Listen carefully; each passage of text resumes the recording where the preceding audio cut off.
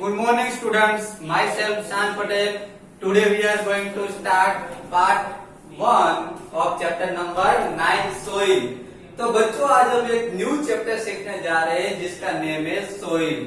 देखो बच्चों, आपके दिमाग में ऐसा क्वेश्चन होगा सर हम तो सोइल के बारे में तो हमको पता ही है कि हम लैंड के ऊपर रहते हैं ना, सोइल तो हमने देखी है, सोइल में क्रॉप्स ग्रो होते हैं, है ना, वो सब आपके दिमाग में ऐसा कि हाँ सर हमको तो सोइल के बारे में पता है। लेकिन बच्चों कुछ थिंग्स ऐसी भी है जो आपको सोइल के बारे में नहीं पता है, जो हम इस चैप्टर में सीखेंगे। Okay, see here, soil is one of the most important natural resources. बच्चों सोइल जो है वो नेचुरल रिसोर्सेज, हमारे जितने भी नेचुरल रिसोर्सेज है उसमें सबसे मोस्ट नेचुरल रिसोर्सेज है। नेचुरल रिसोर्सेज क्या? तो जो नेचुरली पाए जाते हैं, लाइक वाटर। देखो वाटर है वो नेचुरल रिसोर्सेज है, वो मैड नहीं है, मैन ने नहीं बनाया। उसी तरीके से एयर जो है वो भी नेचुरल रिसोर्सेज है ना, एयर जो है गॉड ने बनाई है, वो एयर जो है वो कोई मैन ने नहीं बनाया। उसी तरीके से सोइल जो है, सोइल भी क्या है, सोइल भी नेचुरल रिसोर्सेज है। तो सोइल जो है मोस्ट इम्पोर्टेंट नेचुरल रिसोर्सेज है। क्यों? क्योंकि सोइल के ऊपर हम क्रॉप्स ग्रो करते हैं, सोइल के ऊपर, लैंड के ऊपर हम रहते हैं, है ना, हमें बहुत तरीके से सोइल हमें यूजफुल होती है, इसलिए वो सबसे मोस्ट नेचुरल रिसोर्सेज कहा गया है उसको। Then it provides anchorage to the plants and supplies water and nutrients. ये जो है प्लांट्स ग्रो होने में हमारी हेल्प करता है। और दूसरा की क्या है कि it supplies water and nutrients, ये जो है प्लांट्स को ग्रो करने में हेल्प करती है सोइल। और दूसरा which supplies water and nutrients, वो प्लांट्स को वाटर एंड न्यूट्रिएंट्स सप्लाई करती है। प्लांट को वाटर एंड न्यूट्रिएंट्स कहाँ से मिलता है बच्चों? तो सोइल में से मिलता है। प्लांट्स के जो रूट जो होते हैं वो सोइल में से वाटर एंड न्यूट्रिएंट्स एब्जॉर्ब करते हैं और बाद में प्लांट को मिलते हैं। समझ में आया? Okay, then it is a home for many organisms. ये जो सोइल है वो बहुत सारे ऑर्गेनिजम्स का होम है, क्योंकि सोइल में बहुत सारे ऑर्गेनिजम्स रहते हैं। सोइल में समझ लाइक अर्थवॉर्म, समझ लो कि सोइल के अंदर है ना, अंडर द सोइल, सोइल के अंदर अर्थवॉर्म रहता है, वो आपने सुना ही होगा। अर्थवॉर्म जो है फार्मर्स फ्रेंड कहा जाता है अर्थवॉर्म को। तो सोइल के अंदर अर्थवॉर्म रहता है। और सोइल के ऊपर, सोइल के अपर पार्ट में हम भी रहते हैं ना, है ना, लैंड के ऊपर हम भी रहते हैं। बहुत सारे हाउसेस है लैंड के ऊपर, फैक्ट्रीज है ना, हमारे हाउसेस है, हम रहते हैं, एनिमल्स रहते हैं, सब रहते हैं। Okay, then soil is essential for agriculture. Soil जो है वो एग्रीकल्चर के लिए बहुत इंपॉर्टेंट है। फार्मर्स जो होते हैं वो फार्मिंग कहाँ पे करते हैं, प्लांट्स कहाँ पे ग्रो करते हैं? तो सोइल के ऊपर ग्रो करते हैं, सोइल में करते हैं ना। तो एग्रीकल्चर के लिए भी सोइल बहुत इंपॉर्टेंट है। Agriculture provides food, clothing and shelter for all. Agriculture जो है बच्चों उसमें वो हमको क्या प्रोवाइड करता है? एग्रीकल्चर से हमको फूड मिलता है। फार्मर्स क्रॉप्स ग्रो करते हैं तो उसमें से फूड मिलता है हमको। Then clothing and shelter for all, और उसमें से क्लोथिस बनते हैं तो हमको क्लोथिस भी मिलते हैं। एंड शेल्टर फॉर ऑल, हम सब के लिए, ह्यूमंस बीइंग के लिए, एनिमल्स के लिए, बराबर सबके लिए वो शेल्टर है। शेल्टर मीन्स क्या होता है? होम, वहां पे जिसके ऊपर हम रह सकते हैं। समझ में आया? तो वो हमारे शेल्टर जो है वो भी सोइल के ऊपर ही है। सोइल नहीं होती तो हम कहाँ पे रहते हैं? सोइल के ऊपर ही हम रहते हैं ना, लैंड के ऊपर। Okay, then soil is thus an inseparable part of our life. बच्चों यहाँ पे ऐसा बताया गया है कि सोइल जो है वो इनसेपरेबल पार्ट है, मीन्स हमसे सेपरेट नहीं है। सोइल जो है हमारा एक पार्ट है, हमसे वो अलग नहीं हो सकता। समझ में आया? Okay, then polythene bags and plastics pollute the soil. बच्चों यहाँ पे अब तक हमने ये सीखा कि सोइल जो है, सोइल की इम्पोर्टेंस हमने सीखे, बराबर। लेकिन कुछ थिंग्स ऐसी भी है जो सोइल के लिए हार्मफुल है। अब सोइल के लिए क्या हार्मफुल है, चलो उसके आगे के पॉइंट्स में समझते हैं। Polythene bags and plastics pollute the soil. बच्चों यहाँ पे बताया गया है कि पॉलीथीन प्लास्टिक्स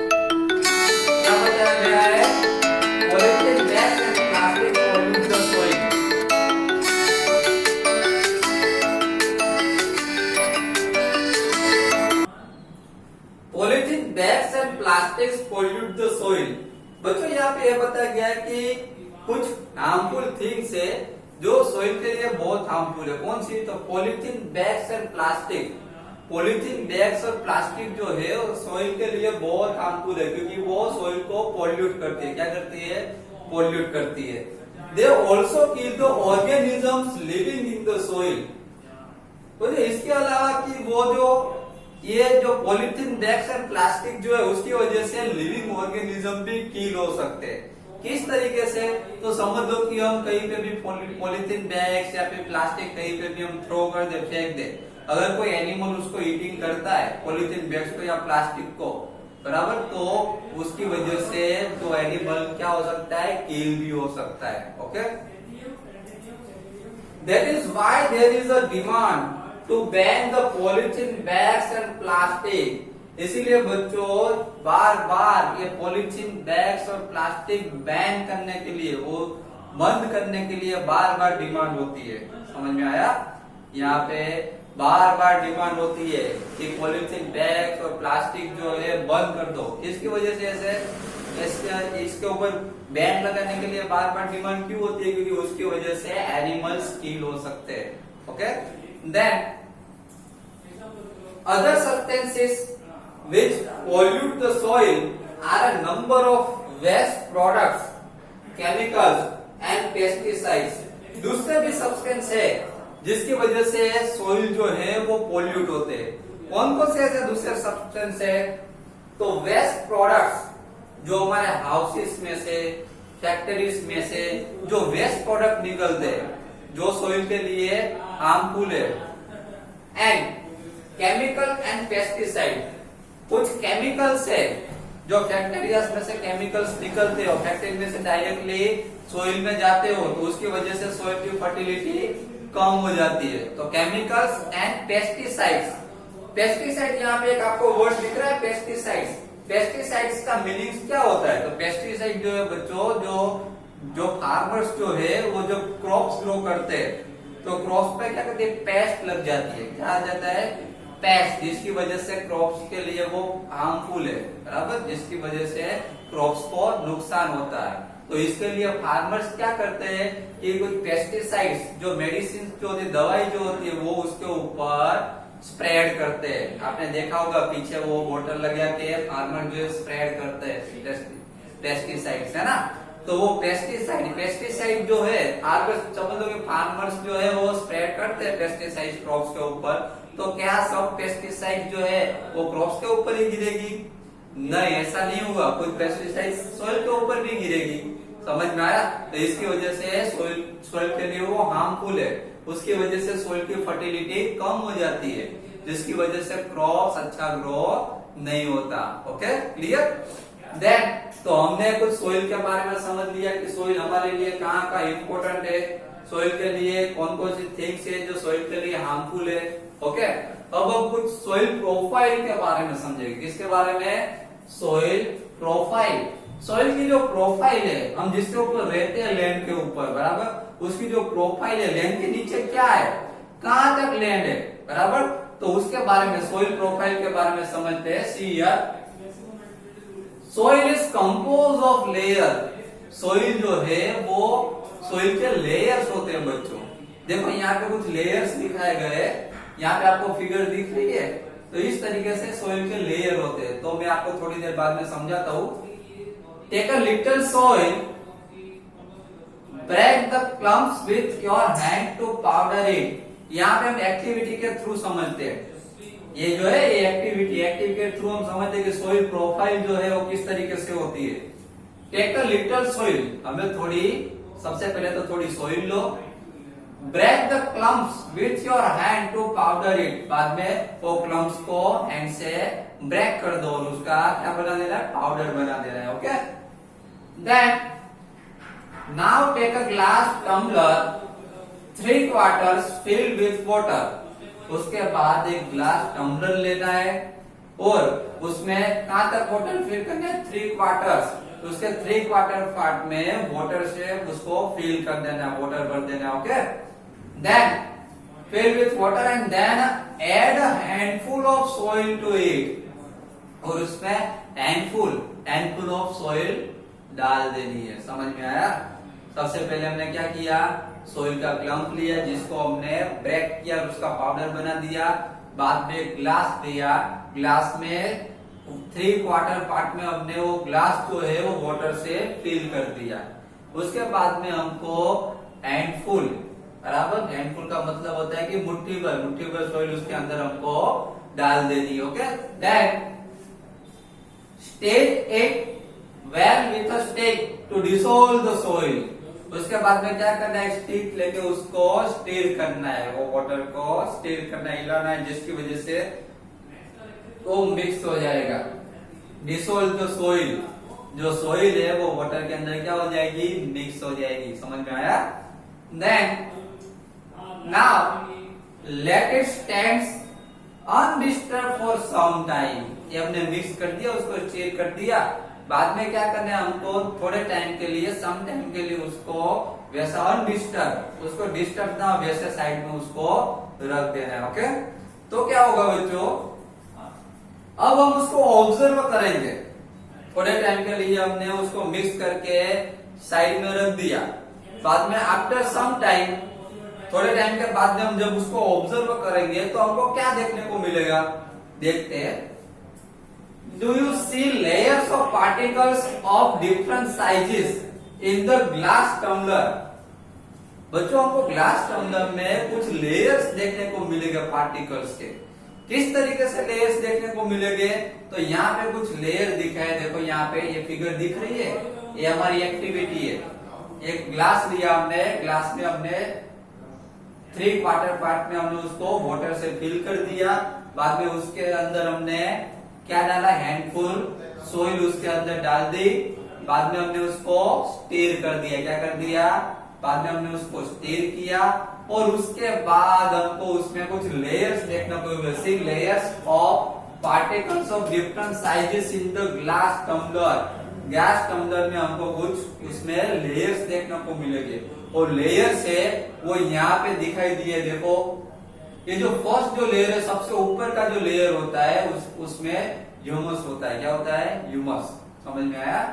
देन उसके बाद ह्यूमस के बाद का जो लेयर होते हैं उसके नीचे, वो लेयर में वाटर प्रेजेंट होता है। मोस्टली क्या होता है उसमें, वाटर।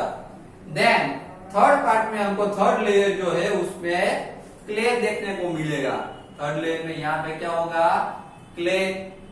उसके बाद का जो लेयर है, क्ले के बाद उसके नीचे का लेयर होगा, वहां पे मोस्ट ऑफली सैंड देखने को मिलती है, वहां पे मोस्ट ऑफली सैंड होती है।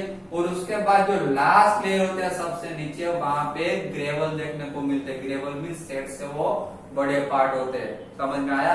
तो सॉइल बच्चों, ये जिस तरीके से हमने एक्टिविटी की, इसमें जिस तरीके से लेयर्स देखने को मिले, बिल्कुल वैसे ही लेयर सॉइल की जो प्रोफाइल होती है, हम जिसके लैंड के ऊपर रहते हैं, जिस सॉइल के ऊपर रहते हैं, वो सॉइल में भी इसी तरीके से लेयर्स बने हुए होते हैं। समझ में आया? सबसे ऊपर के पार्ट में क्या होता है, ह्यूमस होता है ना, ह्यूमस होता है। समझ में आया? इसी तरीके से लेयर सॉइल में भी प्रेजेंट होते हैं। Okay, then are there some dead rotting leaves और animal remains floating on water? जब हम उसको, इस वाटर को देखेंगे तो सबसे ऊपर हमको क्या देखने को मिलेगा, डेड रोटिंग लीव्स, जो डेड लीव्स हो गए, डेड रोटिंग लीव्स, और animal remains floating on water. और जो एनिमल्स है, डेड एनिमल्स, उनके जो पार्ट्स है वो सबसे ऊपर हमको देखने को मिलेंगे। The rotting dead matter in the soil is called humus. ये हमको जो सबसे ऊपर के लेयर में, सबसे ऊपर के पार्ट में जो रोटिंग डेड मैटर देखने को मिलते हैं, वो जो पार्ट है उसको हम क्या बोलेंगे, ह्यूमस। क्या कहा जाएगा उसको, ह्यूमस। समझ में आया? तो जिस तरीके से हमने ये एक्टिविटी की, उसी तरीके से सोइल की जो प्रोफाइल जो होती है बच्चों, सोइल की प्रोफाइल भी कुछ इसी तरीके से होती है। ये तो हमने सिर्फ एक्टिविटी की। नेक्स्ट लेक्चर में मैं आपको पूरी सोइल प्रोफाइल के बारे में समझाऊंगा कि सोइल की जो प्रोफाइल होती है उसमें किस तरीके से लेयर्स होते हैं। 1 by 1 उसमें भी लेयर्स होते हैं सोइल प्रोफाइल में। जैसे एक्टिविटी में इसमें दिखाया, उसी तरीके से सोइल प्रोफाइल में भी इसी तरीके से लेयर्स होते हैं। ओके, तो वो हम नेक्स्ट लेक्चर में देखेंगे, सोइल प्रोफाइल के लेयर्स है वो। ओके, तो आज के लेक्चर में बच्चों पार्ट 1 में हमने कुछ सोइल के बारे में समझा। सबसे पहले तो हमने इंपोर्टेंट ऑफ सोइल, सोइल का इंपोर्टेंस समझा। उसके बारे में एक एक्टिविटी हमने ली जिससे हमको सोइल प्रोफाइल पता चली कि सोइल प्रोफाइल जो होती है उसमें कौन कौन से लेयर्स होते हैं। तो ये सब लेयर्स उसमें होते हैं। सबसे ऊपर ह्यूमस, उसके बाद वाटर लेयर, उसके बाद क्ले, उसके बाद सैंड और सबसे लास्ट में ग्रेवल का लेयर होते हैं। ओके, तो बस आज के लेक्चर के लिए बस इतना ही, बाकी काम नेक्स्ट लेक्चर में समझेंगे। ओके।